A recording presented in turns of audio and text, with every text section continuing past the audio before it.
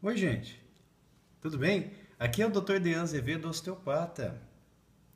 É engraçado, né? Quando a gente olha para um crânio e a gente pensar que ele se mexe. É, você sabia que o crânio se mexe? É uma loucura, né? Mas se você parar para pensar que tem que entrar sangue e tem que sair sangue, no mínimo o movimento do sangue lá dentro tem que existir. Mas aí a gente para pensar e tem que mastigar. Então, se a gente fizer o movimento de mastigar, então tem que ter movimento no crânio, né? E a gente para analisar um pouquinho mais e a gente imagina o olho e o olho movimenta. E aí a gente fala, puxa vida, tem mais movimento no crânio. Eu estava aqui estudando e resolvi gravar esse vídeo para contar para você que o crânio mexe. O crânio mexe. O crânio se movimenta. E isso é uma loucura. O crânio, quando a gente é um bebezinho, a gente tem as moleiras, né, que são chamadas de fontanelas. Então aqui é um pedacinho na junção dos ossos que é aberto. E aqui atrás é um outro pedacinho que também é aberto. Que à medida que o crânio vai crescendo, eles vão se aproximando. Mas o fato é que isso não se fecha completamente, a não ser no período da velhice em geral. Isso não se funde completamente. Existe um movimento sutil, um movimento muito suave nas suturas cranianas entre cada uma das articulações dos ossos cranianos. E esse movimento, essas articulações, são responsáveis por deixar a nossa órbita um pouquinho mais fechada e ter um olho um pouco mais para fora, um mais para dentro, e por fazer uma mordida cruzada, que é um movimento assim, ó, para um lado, mais fechado, mais aberto. E isso é uma loucura.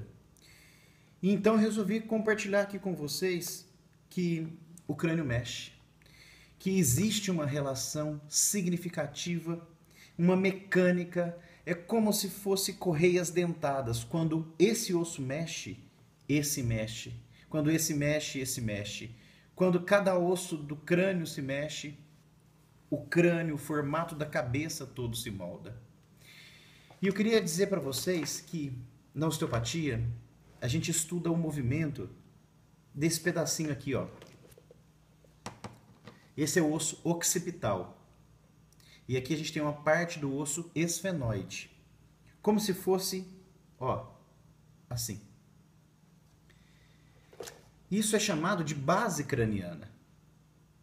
E olha só o que a gente estuda. Se a gente tocar entre o olho e a sobrancelha, a gente pode tocar numa porção chamada de asa maior do osso esfenoide, que é esse amarelo. E aqui nós temos o osso occipital. Por aqui passa a medula, dentro desse osso. E se a gente tocar nessa estrutura, nós podemos fazer movimentos sutis, muito suaves, mas que podem reorganizar a estrutura toda do crânio, especialmente em bebês e em crianças novas, menores do que os 7 anos, é fundamental. E esse osso do esfenoide com o occipital, ele realiza alguns movimentos principais. Ele realiza um movimento que é chamado de flexão, um movimento chamado de extensão. Ele realiza um movimento que é chamado de torção. E ele realiza movimentos também chamados de lateroflexão.